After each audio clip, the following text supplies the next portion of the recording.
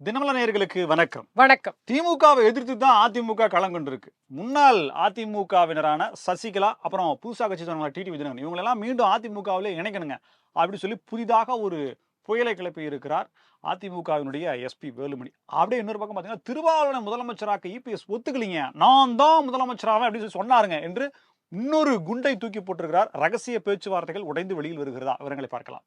நண்பன்டா அப்படின்னு சொல்லிட்டு நண்பனுக்காக ஒரு ட்வீட்டை போட அன்பில் மகேஷ் பொய்யாமொழிக்கு இப்ப மக்கள்லாம் ஹார்ட் விட்டு அப்படியே தன்னுடைய அன்பை வெளிப்படுத்திட்டு இருக்காங்க. அப்படி ஒரு பஞ்ச் இன்னைக்கு ரொம்ப ஸ்ட்ராங்கான பஞ்சை அடிச்சிருக்கிறார் உதயநிதி ஸ்டாலின் அவர்கள். சட்டப்பேரவையில நம்பிக்கை வாக்கெடுப்பு கோரும் அந்த தீர்மானத்தின் மீது என்ன பேசினாரு, எதற்காக அப்படிங்கிறத உள்ள பார்க்கலாம். தமிழக அரசனுடைய முதல் ஆர்டர் ரத்தன் அப்படின்றவருக்கு தமிழக அரசனுடைய பணியை கொடுத்தாங்க.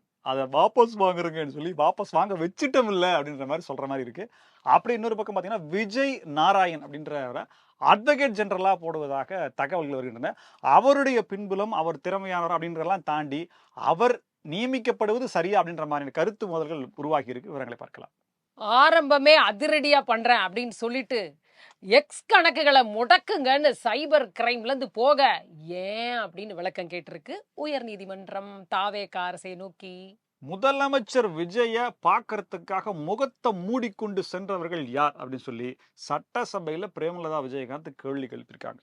KC பழனிசாமி அதிமுக முன்னாள் நிர்வாகி, 4 பேர் திமுகவோட ஆட்களோட பேச்சுவார்த்தை நடத்தினீங்களே, அந்த 4 பேர் யாரு?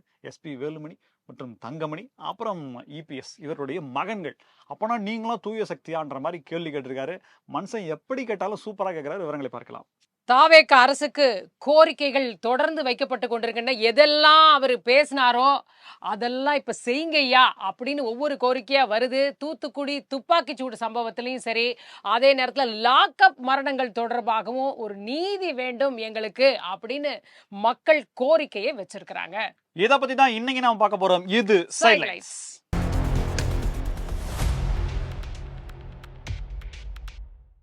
சட்டசபையே இன்னைக்கு அப்படியே அதிரி புதிரியா இருந்தது. வேற லெவல் நம்பிக்கை வாக்கெடுப்பு.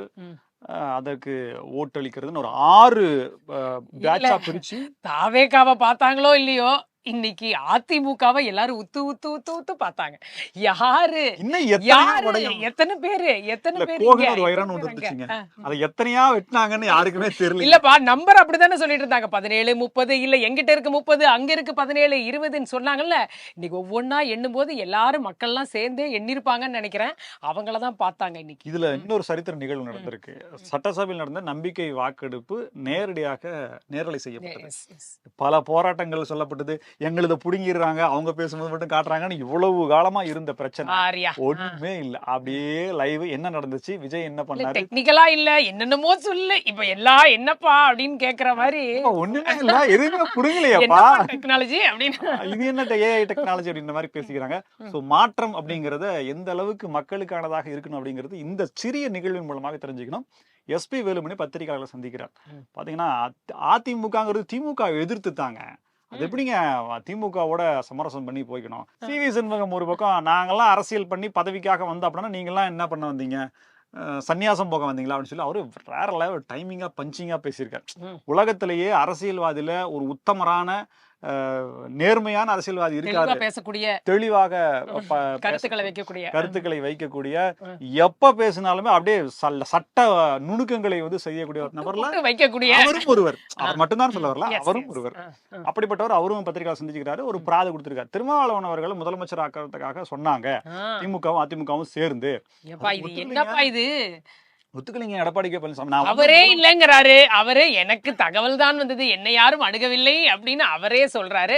மாறி மாறி அவர் பேரை இழுத்து விட்டு அவரை விடமாட்டீங்க போல இருக்கு. எல்லாரும் அவரை வலிய வம்புக்கு இழுக்கிற. நீங்க என்ன சும்மாவா தாவேக்காக சும்மா தான் போறீங்களா அப்படின்னு. அப்ப நாங்க என்ன வாங்க மாட்டோம்னு சொல்லி அதுக்கும் பதில் சொல்றாரு. அப்ப நீ பதவிக்காக தான் போறன்றது ஒத்துக்கீங்க அப்படின்னா அது எப்படி அவரு திருமாவளவன் பதவி கொடுக்க மாட்டேன்னு மறுத்தாரு அப்படின்றாரு. என்னங்க நீங்க அப்படின்ற மாதிரி இருக்கு. சோ நேத்து சோஃபா உங்க பிரச்சனை என்ன அப்படின்றதுதான் இப்ப தெளிவா தெரியல இருக்குது. ரெண்டாவது இபிஎஸ் ஒரு பக்கம் பத்திரிகையாளர் சந்திக்கும் போது அவருமே பல கருத்துக்களை சொல்லியிருந்தாரு. இதெல்லாம் தப்பு, தூய தாவேகா ஆட்சின்றாங்க, தவறான பாதையில் போகிறது அப்படின்ற ஒரு விஷயத்தை தூய அவர் ஆட்சின்றாங்க, முன்வைக்கிறார். இப்படி கட்சியை உடைச்சி பண்றாங்க. ஆனா செங்கோட்டையன் ஸ்டாலின் ரொம்ப அவர்கள் கூட ஒரு பதிவு போட்டிருக்காரு. Dirty dirty politics. Dirty politics பண்ணிட்டு இருக்கீங்க அப்படின்றத அவரும் தெளிவாவே போட்டிருக்காரு. அதனாலதான் எல்லாருமே இப்ப மக்களே நம்பிக்கையை இழக்க தொடங்கி விட்டார்கள் அப்படின்ற ஒரு ஒவ்வொரு விஷயத்துல வந்து நிக்கிறாங்க. இடத்துல ஜெயிச்ச ம். சட்டமன்ற உறுப்பினர்களும் மக்கள் அவரை என்னவா நினைச்சு வாக்களிச்சாங்க? திமுக ஜெயிக்கணும்னா அதுக்கு என்னவா நினைச்சு வாக்களிச்சாங்க, தாவேகா ஜெயிக்கணும்னா அதுக்கு என்னவா நினைச்சு வாக்களிச்சாங்க, திமுக ஜெயிக்கணும்னா அதுக்கு என்னவா நினைச்சு வாக்களி. ஆனா இங்க திமுக தவிர அதிமுக தாவேகா போறீங்க அப்படின்னா இது என்ன போஸ்ட் அலையன்ஸ் அப்படிங்கிறது எது? இதுல நீதியே இல்லாம போயிடுச்சே அப்படிங்கிற மாதிரி இருக்கு. இன்னும் ஒருத்தர் ஒரு சமீபத்துல பேசும்போது ஒருத்தர் என்ன சொன்னார்னா, தாவேகா ஆட்சி அமைச்சிருக்க கூடாதுங்க, ம். எதிர்க்கட்சியா இருந்திருக்கணுங்க, ம். எனக்கு பெரும்பான்மை கிடைக்கல, மற்றவர்களோட சேர்ந்து நான் ஆட்சி அமைக்க மாட்டேன், நான் சமரசம் ஆயிருவேன், அதனால நான் அப்ப சிறந்த அப்ப எதிர்க்கட்சியா செயல்படுறேன் திமுக அதிமுக இணைஞ்சிருக்குமா? அப்படின்னு அவர் சொல்லியிருந்தாருன்னா, ஆ. அடுத்து கவர்னர் ஆட்சி, அதுக்கப்புறம் வந்து 6 மாசத்துல எலெக்ஷன், நான் மீண்டும் அதி பெரும்பான்மையோட அவர் வந்திருக்கிறதுக்கான வாய்ப்பு இருக்கு, இதுதான் சரியானது அப்படின்னு சொல்லியிருக்காரு. சிந்திக்கக்கூடிய கருத்தா இருக்கு. இருந்தாலும் நடக்குமாங்க அரசியல்ல அப்படின்ற மாதிரி இருக்கு. ஒரு அதே சட்டப்பேரவை தான் எதிர்க்கட்சி தலைவரா இன்னைக்கு கம்பீரமா எழுந்து நின்னு சும்மா 5-6 பேஜுக்கு அடிச்சு தூக்கி இருக்கிறாரு. இன்னைக்கு எல்லாருமே அததான் எனக்கு தெரிஞ்சு சென்டர் ஆஃப் அட்ராக்ஷனாக மாறியது இன்னைக்கு எனக்கு இப்ப ஒரு உதயநிதி பஞ்ச் கிடைச்சிருக்கு. ஸ்டாலின் அவர்களுடைய உரை அப்படின்னு தான் சொல்லணும். உதயநிதி ஸ்டாலின் பேசுனதுல பஞ்ச் வரல, ஆ, அவர் பேசின எல்லாமே பஞ்ச் தான். அது அந்த மாதிரி ஒன்னே எல்லாமே சொல்றாரு. சேஞ்ச் இல்ல இல்ல, எக்ஸ்சேஞ்ச். கமெண்ட்ல போடுவாங்க, டேய் நீங்க எப்படா டிஎம்கே ஊப்பியானீங்க அப்படின்னு போடுவாங்க. உங்களுக்கு 200 ரூபா வந்துருச்சாடா அப்படின்ற மாதிரி கேட்பாங்க. அப்படிலாம் இல்லைங்க. அவர் உதயநிதி ஸ்டாலின் சொன்ன கருத்தும் அதற்கு அன்பில் மகேஷ் பொய்யாமொழி அவர்கள் போட்ட ட்வீட் அப்படிங்கிறதும் வேற லெவல்ல ஃபன்னா இருக்கு. இன்ஸ்டாகிராம் ஆட்சி நடத்தாதீங்க, சேஞ்ச் தான் நாங்க தான் சொன்னீங்க, ஆனா இப்ப பாருங்க அங்க எக்ஸ்சேஞ்சா இருக்கு. இல்ல அதெல்லாம் பாருங்க, அதுக்கு கூட இன்ஸ்டா பதிவு தான் தேவைப்படுது, எக்ஸ்ல பதிவு தான் தேவைப்படுதுன்றதான் நம்ம பார்க்கணும். அந்த ஹார்ட் வாங்குறதுக்கு கூட செய்ய வேண்டி இருக்கு. இதுதான் இன்னைக்கு நிலைமை. ஆனா நிஜமாவே பல விஷயங்களை சொன்னாரு. சிலதுக்கு வந்து நிஜமாவே பதில் சொல்ல முடியாத கேள்விகள் தான் வைக்கப்பட்டது அப்படின்னு நம்ம பாக்குறோம். ஏன்னா நியாயமான கேள்வி தானே. நீங்க ஏன் போனீங்க? சோஃபா முன்னாடி போகுது, நீங்க பின்னாடி போறீங்க, எதுக்காக போனீங்க? ஒரு கட்சின்னு ஒண்ணு இருக்கும் பொழுது எதற்காக ஒரு துண்டா ஒரு குரூப்பை மட்டும் நீங்க போய் சந்தித்தீர்கள் அப்படின்ற ஒரு கேள்வியை நீங்க வைக்கிறாங்க. சொல்லலைன்னா எனக்கு அந்த சோஃபா போகுது புஷ்பா பட ஆட்சிக்கு அர்த்தம் புரியாமே இருந்திருக்கும். என்னங்க சோஃபா போகுது புஷ்பா பட ஆட்சின்றாங்க? புஷ்பா படத்துல ஒருவேளை அந்த இந்த நேரத்துல பதவி வைக்கிறது, ரெண்டாவது பணத்தை நிறைய செலவழிச்சு முதலமைச்சர் விலைக்கு வாங்குறது, இந்த மாதிரி எனக்கு ஒன்றும் புரியல. ஆனா நீங்க சொன்னோடனே அந்த சோஃபா எதனால் செய்யப்பட்டது, அந்த சோஃபா சென்றவுடன் முதலமைச்சர் சென்றதுன்றப்ப தெளிவா பக்காவா புரிஞ்சிருச்சு. இல்ல மெயின் விஷயமே குதிரை பேரம் அப்படின்ற ஒரு விஷயம் தான் முன்வைத்தாங்க. அத வந்து கேள்விக்கெல்லாம் பதில் சொல்ல முடியலையே. நீங்க வந்து ராதன் பண்டிட்ட ஏன் நியமிச்சீங்கன்றது கூட ஐ வில் திங்க் அபவுட் இட்னாரு. ஆனா இதுக்கு அவர்களிடமிருந்து, விஜய் அவர்களிடமிருந்து, முதலமைச்சர் அவர்களிடமிருந்து சரியான பதில் கிடைத்ததா அப்படின்னா இல்லன்னு தான் சொல்லணும். சனாதனத்தை பத்தி பேசினார் இல்லைங்களா அது அப்ப வந்து முத நீங்க நாள் சொல்லியிருக்கணும். முத நாள் நீங்க சொல்லிருக்கீங்க இது அனைவருக்குமான ஆட்சி, நீங்க சொல்றது தப்பு, சட்டமன்றத்துல இந்த மாதிரியான கருத்தை பதிவு பண்ற தப்புன்னு சொல்லி விஜய் அப்ப சொல்லியிருக்கணும் அப்படின்னு சொல்லி அவன் சொல்றாரு. நீங்க வைக்கிறீங்க உங்களுடைய நம்பிக்கை அப்படிங்கறத தாண்டி ஒரு அனைவருக்குமான அரசு அப்படிங்கிறப்போ ஒரு குறிப்பிட்ட குற்றச்சாட்டு வரும்போது அதை நீங்க மறுத்து பேசணும். சும்மா எழுதி கொடுத்ததை மட்டும் நீங்க படிக்க கூடாது. அப்ப எதிர்கட்சினாவே சும்மாவாடா அப்படின்ற மாதிரி இன்னைக்கு ஸ்டார்ட் ஆயிருக்கு கேம். வேற லெவல். திமுக எதிர்க்கட்சினா எவ்வளவு ஸ்ட்ராங்கா இருப்பாங்க, எவ்வளவு பவரா இருப்பாங்க, எவ்வளவு வீரியமா இருப்பாங்க அப்படிங்கிறதுக்கு இது ஒரு சான்று. இன்னும் முதலமைச்சர் மு.க. ஸ்டாலின் வந்திருந்தாருன்னா, ஐயோ முன்னாள் முதலமைச்சர் மு.க. ஸ்டாலின் வந்திருந்தாருன்னா, அந்த டீம் வந்திருந்ததுன்னா வேற லெவல்ல தெறிக்க விட்டுருப்பாங்களோ அப்படின்ற மாதிரி இருக்கு. இருந்தாலும் இதுவும் விஜய் வெர்சஸ் உதயநிதி ஸ்டாலின் நல்லாதான் இருக்கு. ரத்தன் பண்டிட் அவரு என்னென்னமோ சொல்றாங்க, ரிக்கி ரத்தன் பண்டிட், அப்புறம் அதுக்கப்புறம் இன்னொரு பேர் வருது, வெற்றி அது மறக்க முடியாத ஜூனியர் விகடன் 18 வருஷம் முன்னாடி மேகசின் பேப்பர்லாம் அதெல்லாம் எடுத்து போட்டாங்க. வந்து போன்ல வர்றாரு, வந்து இவருடைய அருமை பெருமைகள்லாம் சொல்றாரு. இவரு அந்த சசிகலா அவர்களோடு ஏற்பட்ட பிணக்கு, அவங்க என்ன கொலை பண்றாங்க ஐயா அப்படின்ற மாதிரி சொல்லி கம்ப்ளைண்ட்.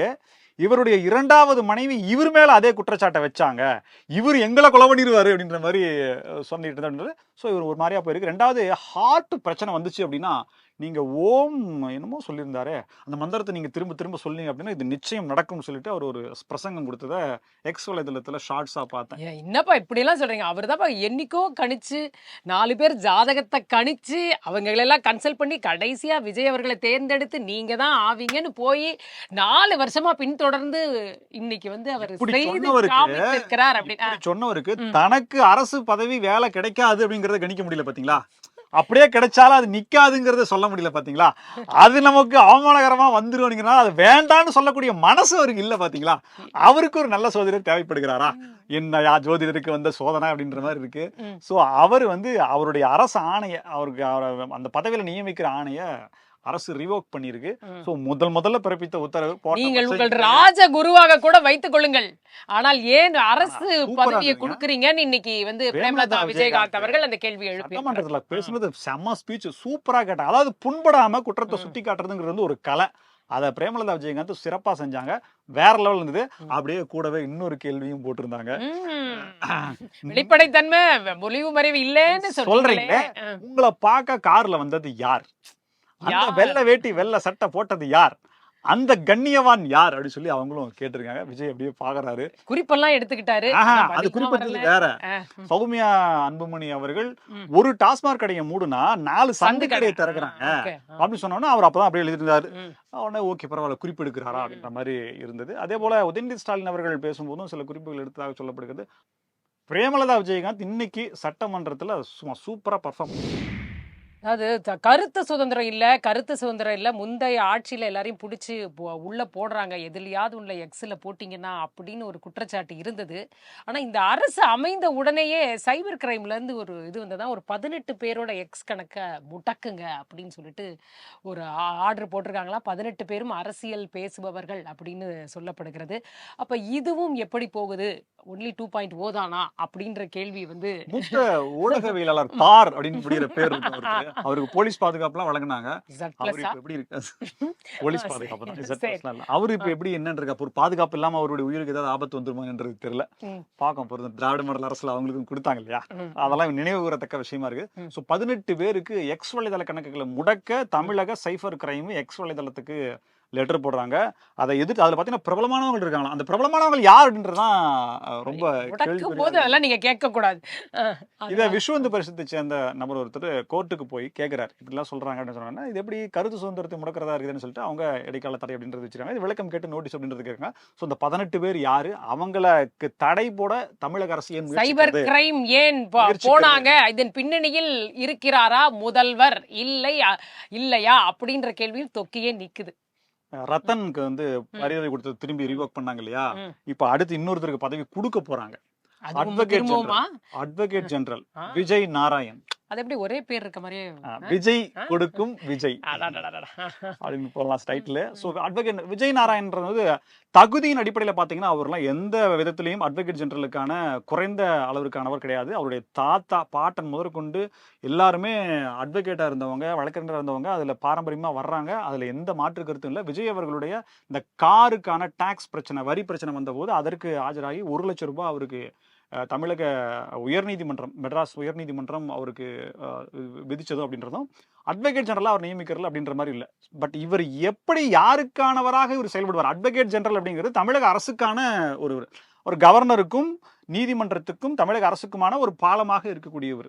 அவரு சட்ட நுணுக்கங்களை எடுத்து சொல்லணும். அந்த மாதிரியான விஷயங்கள் அவருடைய தகுதியின் அடிப்படையில் அவர் தகுதியின் அடிப்படையில் அது ஓகேன்ற மாதிரி இருக்கு. பட் இவரு பர்சனலா முதலமைச்சருக்கு முன்னாடியே இருந்ததுனால அவர் ஸ்டாண்ட் என்னென்னமோ நினைச்சு வந்தோம்யா, என்னையா ஒவ்வொன்னா இப்படி பிரேக் போட்டுக்கிட்டே இருக்கீங்களே, அப்புறம் எப்படிதான் வண்டியை ஓட்டுறது? ரத்தனுக்கு நீங்க அரசு ஜியோ போட்டதுக்கு அப்புறம் இவங்க ரீவொர்க் பண்ண வச்சாங்க. இப்பவே போறதுக்கு முன்னாடியே தெரியல. சோ விஜய் நாராயண் அப்படின்ற ஒரு மேல அதுக்குமே விமர்சனங்கள் பலவாறாக எழுப்பப்படும். சரியா, எல்லாத்துக்கும் சொல்லிட்டீங்க. இப்ப அட்லீஸ்ட் அந்த குரூப்பை சந்திச்சாரே அதுக்கும் ஏதாவது ஒரு பதில கொடுத்துருவாங்களோ?